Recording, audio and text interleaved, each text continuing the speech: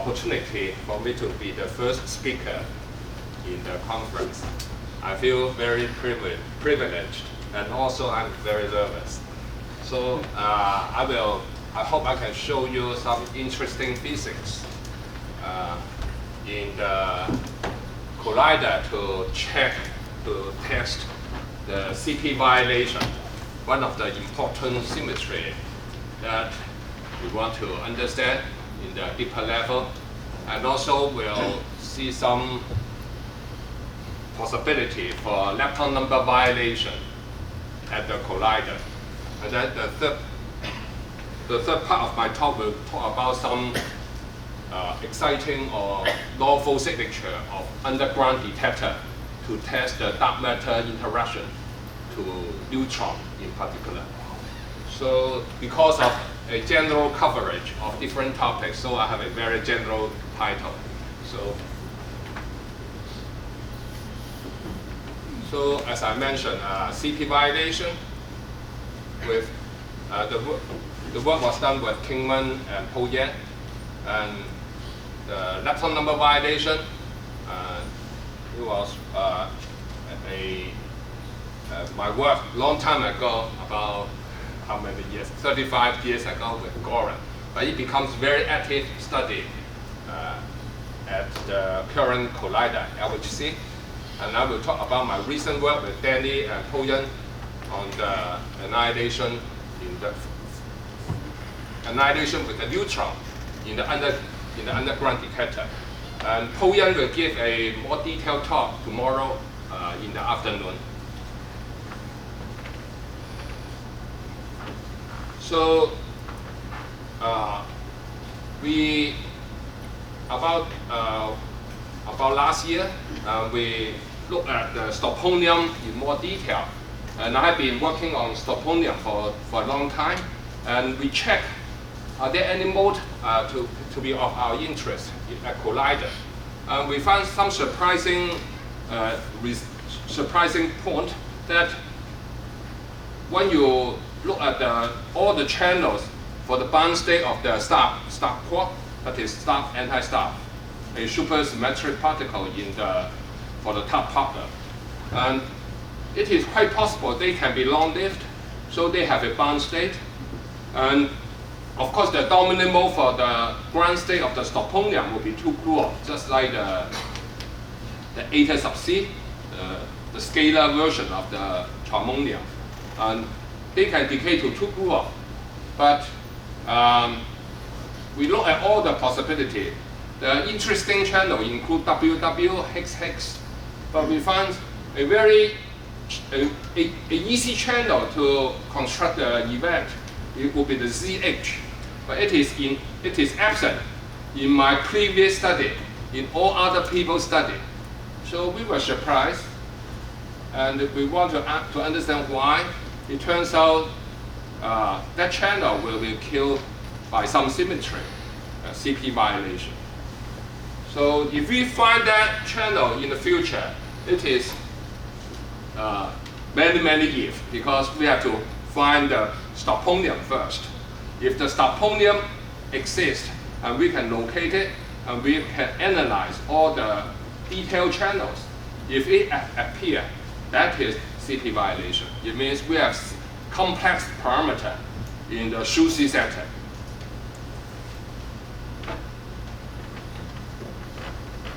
So to see some channel cannot occur, as I mentioned, there must be some symmetry. The well-known state cannot decay into some photon is the spin 1 neutrino cannot decay into two photons. That will be a natural channel for a neutronium to decay. But if the neutronium is in the triplet state, the angular momentum 1, it cannot go to 2 photons. That is well-known fact due to actually 2 theorems. One is the Fermi theorem. Fermi theorem forbids a CR object decay into 2 photons. The spin 1 neutronium is a CR object. Each photon in the final state will carry a CR number. So you have R, it cannot go. So this is a well-known exercise for everyone in the quantum field theory when you study the symmetry. So this is all like what I said, because counting the number of the photon, if it is odd, it will be cancelled. It must be 0. And because there are two diagrams in the Feynman calculation. One is loop the internal loop of the fermion this way, the other one is loop it the other way. They're using some symmetry, they cancel. So for the Stockholmian bound state at the ground state, it has to be S wave. So the angular momentum is 0. It is a scalar. So it means a scalar cannot decay to something like a photon. You will say Z is not a photon, but the Z coupled to scalar. So the coupling is actually the convective current. So it looks like photon. So it carry the diagram will be, you will assign a CR number for the Z boson. So if it is a single Z, it decay to Z and Higgs. It has to obey something like Fermi theorem. It will be 0. So how can we make the channel to occur? And we look at more details. We are talking the Z to couple to a scalar object, the star. So the interaction through the current must be like QED. It is a convective current. So a convective current will be arced under the charge conjugation. Remember that for any scalar pion or a scalar object, when you couple to a convective current, it is the momentum. If you reverse the momentum flow, it will be minus. So we do some expression to show because the current reverse. So you have to reverse the sign for the C parity for the Z gauge boson. So that will hopefully make the Lagrangian to respect the symmetry. However, because in the star, we have actually two species. One is left, one is right. So we have to put more index in the formula sum. For the 1 and 2, 1 means the lightest one, 2 means the heavier one. When you diagonalize the matrix, you will have off-diagonal coupling to the Z gauge boson. So phenomenologically, you can put a coupling. It is a coupling with index.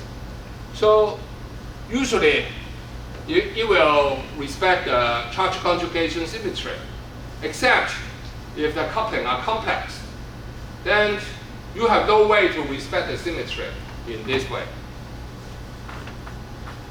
So let's do some direct calculation. Very simple. We illustrate that by the approximation in the non-relativistic limit. So basically, we have a bound state. They are static relative to each other. So you can, using the complex coupling between the T1 is the lightest star, that is the ingredient for the Stockholmian. And then T2 will be in the intermediate state, and then you couple to the Z. We require the T2 in this diagram because if it is T1, everything will be real. Mainly because the hermiticity of your Lagrangian. So T2 will introduce possibility of complex number. So you have a coupling from the convective current. And then you have a scalar coupling to the off-diagonal term. And then, so these two Lagrangian, you can immediately write down the amplitude for this simple one. It is a good exercise for the quantum field theory course. And so this is the convective current. So you have momentum flowing in, momentum going out. So it is the sum of the two momentum. You just sum them up. Conservation of momentum tell you this is that. Okay. Now this is not the only diagram. And when Keung and Poyan we look at the system, we said there's a Feynman diagram. That is the Feynman diagram. It should occur, but why everyone, including my own work, they set it to 0? I forget why I set it to 0. So we look at the calculation, and then we find the conjugate diagram. Just reverse either you put the ZH in an opposite position, or reverse the flow of the start clock. Then you will find the diagram very similar, easy to calculate. And basically they are the same, except because you reverse the flow, the momentum will be negative. So overall, they are negative to each other. So if you, but the coupling is a little tricky because you reverse the flow. So from the Lagrangian, you are actually going to the conjugate term in the Lagrangian. So you will be compact conjugate to each other. They only cancel the real part. The imaginary part survive. So that is why I said it will be a test of the complexity of the coupling. Complex number, where it is not removable, that is CP violation. So more than the calculation, it has also enhancement from the longitudinal mode, because the Z prefer in the high energy limit to be longitudinal. So you can see, if you look at the term of the polarization in the previous slide, you will do the square sum. So this is a typo. And then you can find a very simple expression for that term that shows the longitudinal enhancement. That is good because gluon, you don't have longitudinal enhancement. So you have high hope they could be, it may stand out. So you can see the polarization will be 1 over mc squared. That is a signature of longitudinal enhancement. And so I said a scalar like the Stockholmian cannot go to Higgs Z. But if you are familiar with, yeah. What about P wave? You have a P wave state. I'm talking the ground state. Yeah, P wave. I'm talking ground state. Actually, other state can go to H. If you are familiar with the Soucy-Feynman Soucy phenomenology, there is a scalar that can go to Higgs and Z. In fact, this can go. So why I don't look at the simplest channel? It can go. It turns out A is pseudo-scalar, so it carries CPR. So this actually CPR object cannot mix with the Stockholmian. A is, so we all familiar with Higgs cannot go to Higgs to Z. And even a heavy Higgs cannot go to H and Z. But if A can go to HC, why the Stockholmian cannot go to A? The reason is this is CPR. The scalar bound state is CP even. A mix of two objects is CP violating. I said the P wave can go. Yeah, P wave can go. I'm talking the ground. How do you know this P wave or CP violation? If you observe the channel, how can you claim this is the P wave decay or is from CP violation? Oh, you have to look at all. You have to identify this is the ground state. This is the S wave. Okay. Angular can. distribution, Huh? Angular distribution. I think maybe this can go to HH. P wave cannot go to HH. Okay. So the ground state go to HH. Narrow down this ground state is scalar. Okay. There are other channels to help you to identify. So So what is wrong with this diagram? If you look at more detail, this A has to couple to the ingredient of the stuff directly to make this to happen. And this actually looks like the K long in our familiar K physics. Go to pi plus pi minus. K long cannot go to pi plus pi minus without CP violation. And it means that the pseudo-scalar cannot directly to couple to the scalar pair, charge, complex scalar pair. So this also requires CP violation. So I will show, first, suppose I have that coupling. That is CP violating. The Feynman diagram is similar to what we did before. It involves this coupling. This one is CP violating. So I will show you why. And then the calculation is, it turns out this amplitude, this helicity structure is the same as that one after using conservation of momentum and transversality of the polarization. You can show the same thing. So you can actually sum them up. You can work out the decay rate. Just do the simple flux factor, amplitude square. And the flux factor in the decay would be the wave function at the origin. And then you have the color factor, phase space, and then you can compare your result with the dominant mode, gluon. Gluon, you can copy whatever formula in the Postrondia. You can work out the decay channel. Now, before we go to show the numerical comparison, we ask where are the complexity coming from the Schucy-Feynman structure. And so first look at the Z coupling. The Z coupling is actually from the gauge coupling. But remember the T1, T2, the mass eigenstate is built from the left and right structure in the stop sector. So they are rotated. There could be a complex number in the rotation.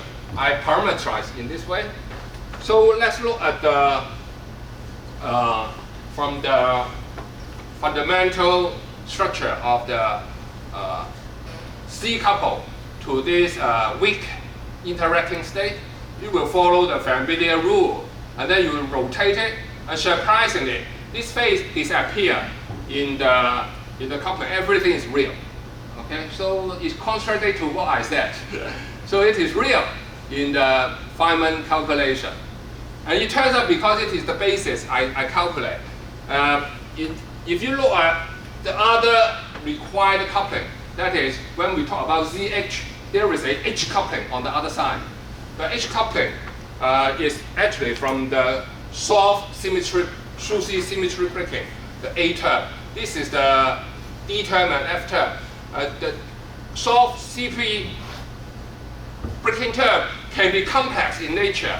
So when they are complex, if you rotate, then you will see you cannot, you will have complexity in the off-diagonal term. That is required for our channel to go to ZH.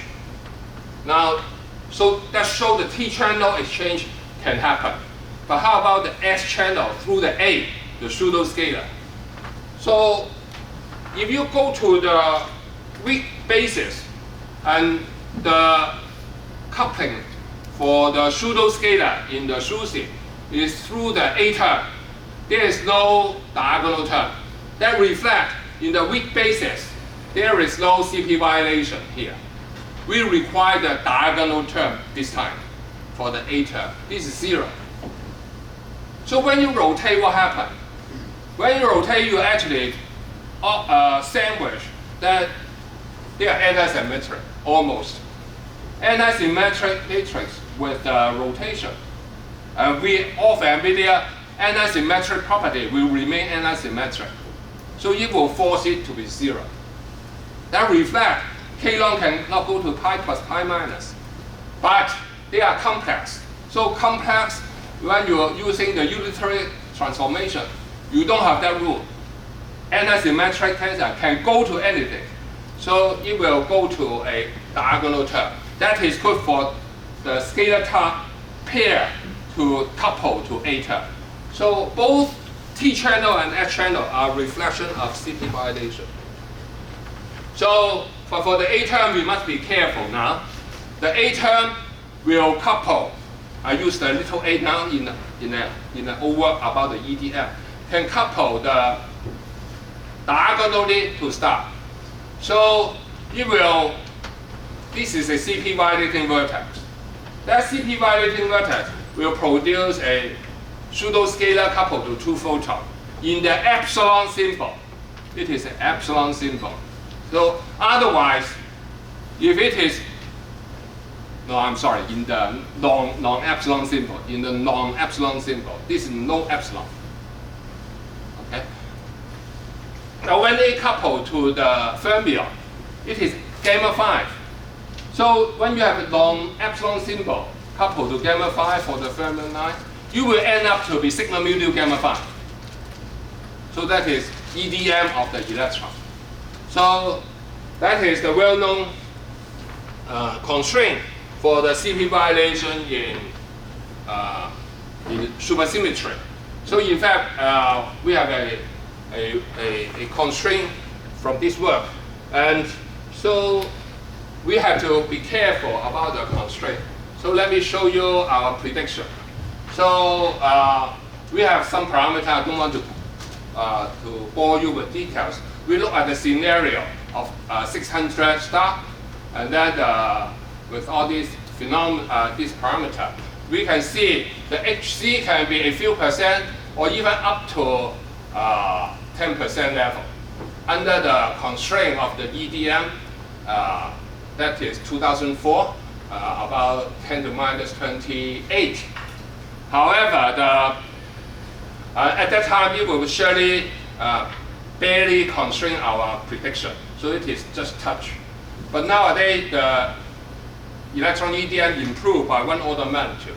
So that means it is quite difficult to survive the CP violation and this large branching fraction. However, we notice the EDM is from the A term, the pseudo-scalar term. So if we are able to tune the A term away, then you could have possibility to satisfy the EDM and the large branching fraction. So I show you when the A term goes away, you only remove the A diagram. You still have the T channel exchange, but the T channel physics will not fit into EDM. So we are able to do an extreme limit, A go to infinity, and then you still have the HC substantially large. But you have to tune up some huge CP violating software. That is an extreme case. So I'm sorry, I still have only 10 minutes. So let me move to the second topic. Majorana neutrino collider. So as I mentioned, this is a work I did a long time ago. And it brings to our attention mainly because the current LHC is able to discover or put strong constraint to this lepton number violation. And when I reread my paper, I found an interesting acknowledgement about Larry getting us involved with the physics study for the future CPA. Anyone know what is CPA?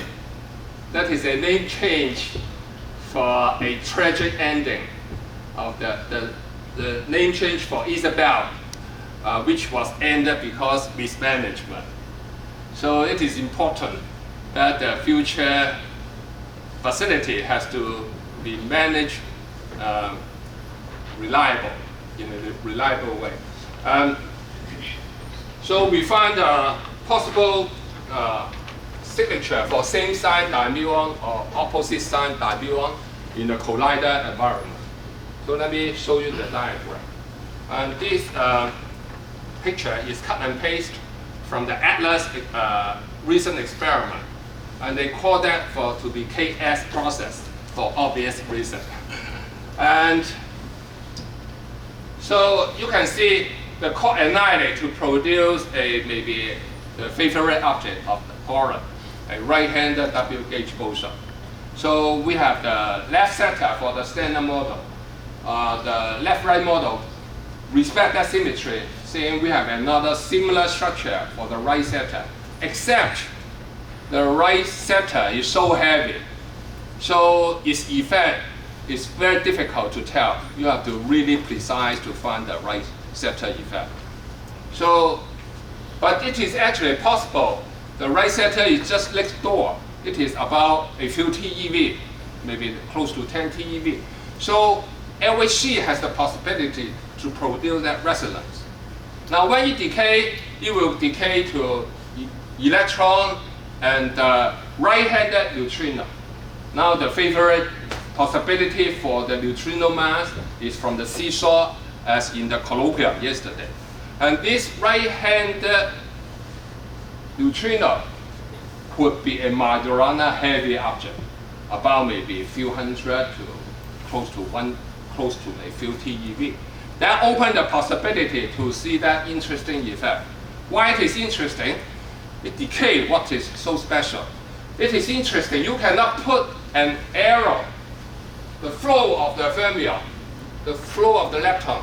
If it is Majorana, it goes both ways. So when you allow both way flow, so you can go this way, or you can flow this way, stop there, and this one flow there, stop there. So they merge. That means your Feynman rule you learn in textbook cannot be simply applied. But naively, you expect flowing one way and flowing the other way will have the equal probability. So if that is the case, you could have E plus E minus from the ordinary QED Feynman diagram. But it can flow the other way, then you will be the same sign lepton, and you will have the same probability. And more than that, experimentally, you can fully reconstruct the kinematics. You can look at the outcome. So this heavy neutrino when produced, they will not last forever. They will decay, just like the muon decay to electron-neutrino pair, but this will decay to electron again, either sign, either positive or negative. And then go to all the maybe QQ bar, or maybe electron-neutrino again. Electron-neutrino is difficult because that is Majorana in this simple scenario. So you will have no missing energy in the final product, no missing energy. So it is experimentally fully constructed. And it is somehow a little tricky, as I mentioned. You have to use the correct Majorana rules. And when we wrote our paper, we receive criticism. Say, this cannot be true, they cannot be equal. Why? Because for the same sign event, as I told you, you have to assign a flow, an arrow about to apply your Feynman rule. So if you apply a flow this way, apply a flow that way, how do you do the Feynman rule? And the trick is known. One way is to assign this to change this particle to be the conjugated particle, rename a new field to be the conjugated particle. Then when you do that trick, it will be one simple flow. One simple flow. Then you can apply whatever you learn. But doing that, you have to remember, if you do the trick to rename the flow in the way you want, this is conjugated vertex from that. So whatever V plus A, it becomes minus V plus A. Or you can call V minus A.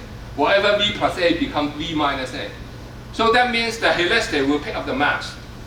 That is quite well known actually. When the two flows join together, what sink the flow? That is the mass term. So you will pick up the mass. So the criticism is say it cannot be true. The same sign will be suppressed by the mass. The opposite sign will be enhanced by the momentum. And they miss the point because this is an on-shell particle. The momentum is the mass. Momentum square is mass square. So momentum equal mass square. So the two channels have the same rate when it is on-shell. So the physics was actively, intensively studied by Tao in our audience, and about the possibility at LHC. So there are more possibilities. One is actually in the extreme kinematics. Maybe WR is heavier than available energy. Then you will still go through, but something is virtual. This will be virtual. Okay? These both are virtual. Okay? And in this case, one is real, this is real, this is virtual. In the extreme kinematics, this is virtual, this is still real. It is real to keep the same sign and opposite sign the same rate. My time is running out, so I'll show you the recent report. There is a similar report from CMS. The result is kinematically, they can limit the W gauge boson to be about 4.5 TeV. And it is difficult to have enough event rate if the neutrino becomes virtual and not become virtual, becomes heavier than the W gauge boson. So this side requires the W to be this side will be a little off resonance, and you will ask what is this loose end. This loose end may be because the heavy neutrino is only quite rather light, so you will have boost heavy neutrino. So the lepton will be hidden in the boost cluster. So experimentally may do not choose those events to be for the analysis. So I have only 5 minutes. I will sketch the last part of my talk. It is the underground possibility for new physics. And the work was done by Danny and Ho Yan. And it comes from the observation. The lifetime of the neutron is 888 for the rate time of the proton production from the neutron beam, how the proton produced, the rate of proton produced.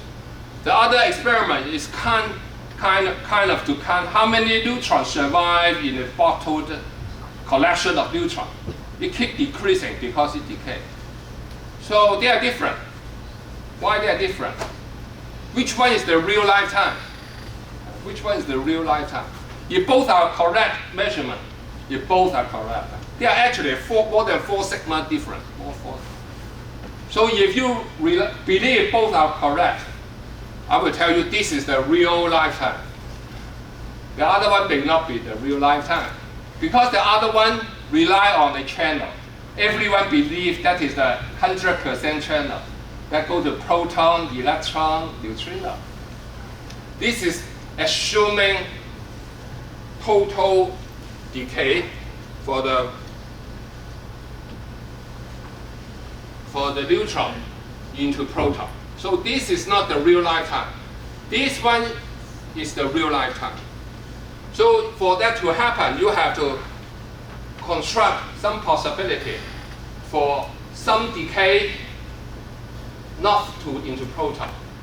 That turns out to be a perfect scenario for the dark matter physics, because we believe one of the possibilities, the dark matter could be near the GeV region.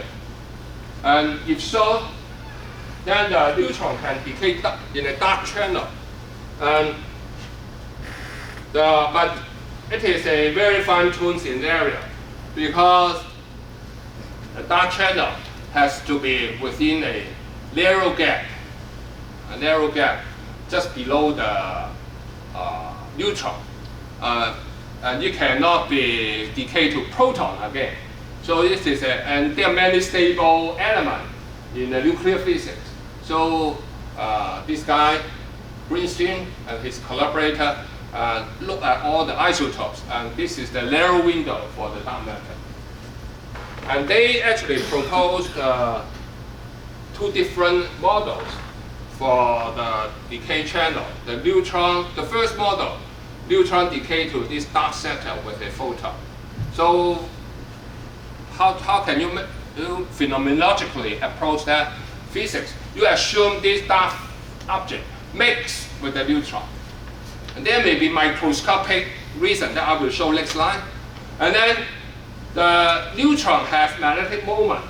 So the magnetic moment can produce a photon, okay, through the mixing. Okay. So the model 2 is a little tricky. The model 2 allows more parameter space. In fact, the model 1 is marginal survive, but it will be eliminated by our study in the underground detector. Model 2 has more parameter. You actually replace the model 1 with a dark particle partner, the chi tilde. Just change everything here with a chi tilde. Chi tilde can be heavier than neutron by a little. But the chi will be the dark matter. It will be in the decay final state, so it is lighter than the neutron. But it has a coupling to a light phi, a light boson. So basically, after this extension, the neutron can decay to chi plus a light photon, a dark scalar that escape the detection. Everything will be dark in this model. So very difficult to constrain this model. So while we are doing that, I will finish it. Okay. So before I go through my work, this is the phenomenological possibility at the TeV level, because you can make a theory the down quark and up quark mediate to this quark by a diquark scalar at the TeV. So this allows a possibility. The collider will find a diquark to explain this neutron lifetime anomaly. So Paul Yan and Danny, we studied if that is true, the underground detector will be perfect channel to see a scintillation event like this. So they annihilate. You have a dark particle in the halo of our galaxy. They go through the underground detector. They find the neutron they like to annihilate. When they annihilate, you will have the photon through the transition magnetic moment. And then the neutron has a strong interaction. So we work on that. So time is up, so I don't bother you the details, and just show you the underground detector. The detector actually, this is super camel candy, and they look at all the decay product. They look for proton decay, but they look for 3 different constraints. And when the product within the mass of the 2 GeV, they look at any event go to this box. That is the constraint for neutron, anti-neutrino, This is for search for the neutrino, anti-neutrino. That is neutron, anti-neutron oscillation. Neutron, anti-neutron oscillation. And they try to see any event in that dash box. They also look for proton decay. Those are the constraints in the first and two boxes. And they don't find enough signal. So we can use our analysis to constrain the new physics. The time is short, I will. It turns out, I will skip all this. And the more possible event is not through the photon. It is through multiplier. With all the new physics, the chi bar from the halo annihilate the neutron can go to multiplier. So there are detailed analysis. So we found in the model 1, it is completely ruled out. But for the model 2, there are some corner in the kinematic space, they are ruled out.